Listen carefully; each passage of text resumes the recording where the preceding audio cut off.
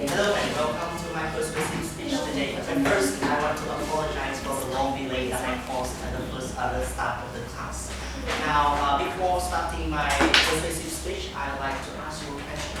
What is the leading cause of malnutrition all around the world? Now, Rico, can you read? Okay.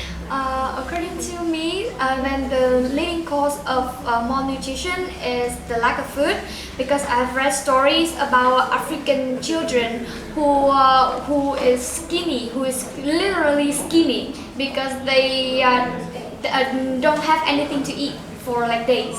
Yes, thank you. It is exactly what I mean. Lack of food or food insecurity is the cause of malnutrition all around the world. So today in my persuasive speech, I will address the issue.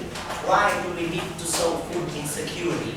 My speech is divided into 5 sections. First is background information, some reasons for food insecurity, reasons why we need to solve food insecurity, some suggested measures before coming to a conclusion. So first comes the definition. According to the USDA, food insecurity is the state when consistent excess of adequate food is limited by lack of money or other resources at times during the year. And as you can see here, food insecurity exists in all 5 continents with different degrees. And do you know that 1 in 9 people around the world suffer from malnutrition, which is equivalent to 791 million people? And the chart here illustrates the direct situation based on the reason. Asia is the continent with the highest number of undernourished people, 2/3 of the total actually. And meanwhile, Africa is the continent with the highest percentage of population suffering from food insecurity. In some reasons, in particular sub-Saharan region, the percentage may amount up to 25% of the population. So why is the problem so prevalent? I myself attribute the current situation to 5 primary reasons. First is poverty. Poverty is the foremost reason because it often parallels with food insecurity because people don't have enough money to buy food to feed for themselves. Second is food wastage. Actually, 1/3 of all food produced is never consumed. And if you the food wastage per capita in Europe, North America, and Oceanasia, and in industrialized Asia combined is equivalent to the average consumption of a person in an entire year. And this is absolutely nonsensical. The third reason is climate change. Due to global warming, many natural disasters has ravaged agriculture, undermining its efficiency and productivity. Also, the 4th contributing factor is population growth. According to UN estimates, the world population will reach 9 billion by 2050, and this undoubtedly put tremendous strain on the agriculture to keep up with this growing pace. Last but not least, unequal distribution. Because people in remote and conflicted areas have great difficulties receiving food from the outside due to geographical barriers and conflicts.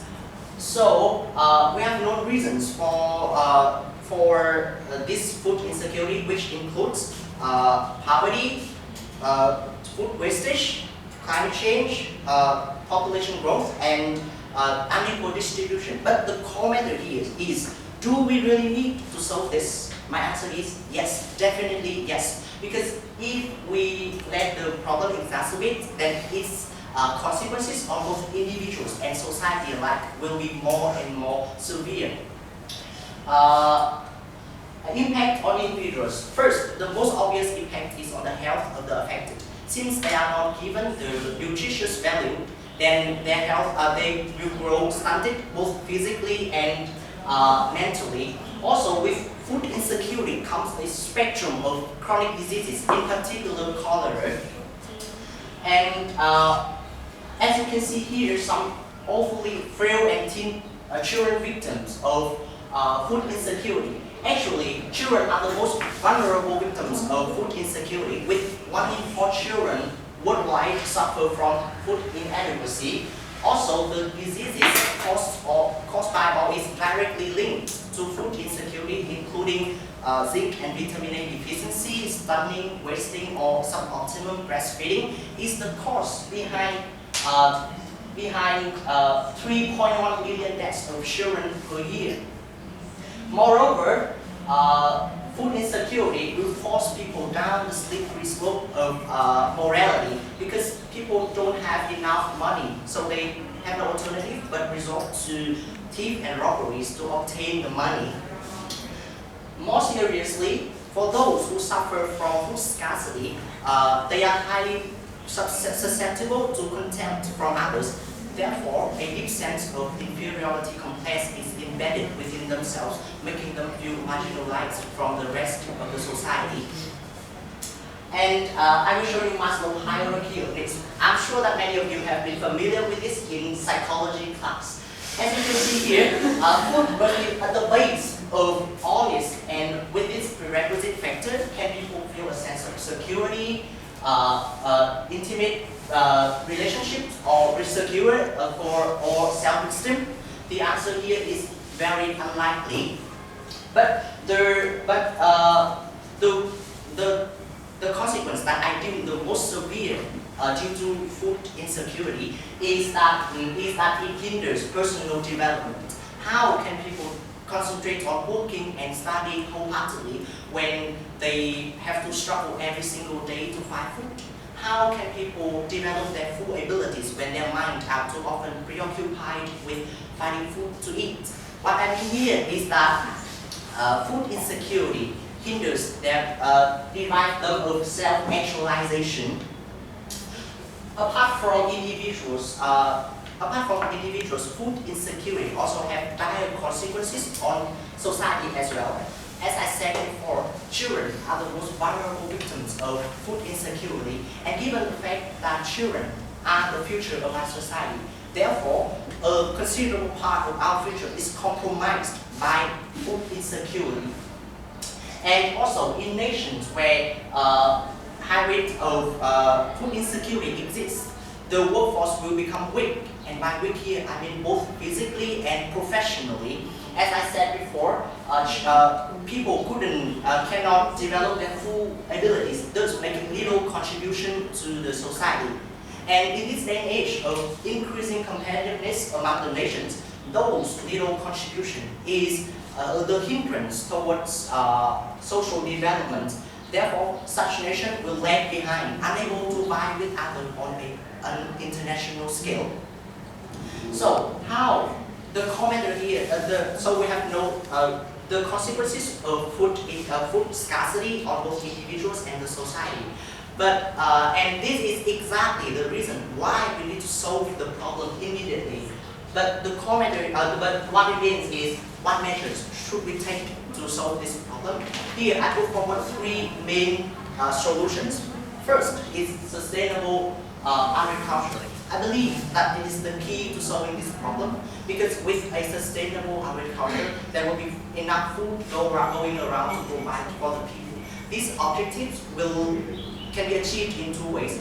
First, developing crops that is resistant to pests or adverse natural phenomenon, and also therefore the food will be of higher quality and also quantity as well. Second, the natural resources such as soil or water must be exploited in a very careful way, so that agricultural development will not equate with natural degradation. The second measure is food saving. As I said before, food wastage presents itself as a missed opportunity to achieving food security. But this can be handled by several ways. First is the preservation of food should be improved by better refrigeration or transportation, so that the food will reach the customer fresh and unspoiled. Second, the customers should minimize the amount of food waste by considering carefully the amount of food they would consume. Moreover, instead of letting the food rotten, I've seen many restaurants or supermarkets donate the food that is near expiry date to the needy, which is both effective and humanitarian. The last measure concerns with governmental policy. The government should interfere, should control the market price, so that the food prices will not fluctuate so widely. Back in 2008, when the crisis hit, I see that a large proportion of people couldn't buy food because the prices were so high. And also, the aid and assistance from the government should be encouraged.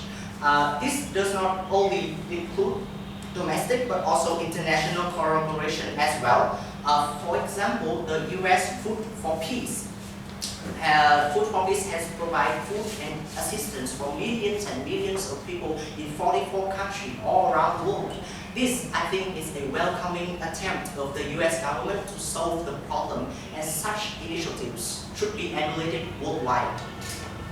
But for students like you who are studying in university, what can students do? Now, Nguyễn, can you suggest a measure that students can do? Yes, exactly. For students like you, some small measures, but very powerful when you combine that together is save food, save and donate food to the needy, go green by minimizing your carbon footprint, and raise funds to help those in need. Though everyone from the moment they were born is rightfully entitled to the same subsistence in life, yet in this supposedly developed world, millions and millions of people still go to bed with an empty stomach. This is regarded as an impediment to a decent globe. However, in daily life, we are too often ignorant of others' plight and struggle to find food to eat. Therefore, as fellow human beings, we must urgently address this issue by simple but hugely powerful measures, as I said before, because many straws can even bind an elephant. And as President John F. Kennedy put it, if not us, who? If not now, when? We, rather than anyone else, should be the active agent in mitigating the dire situation, thus creating a better world for our human beings. Thank you.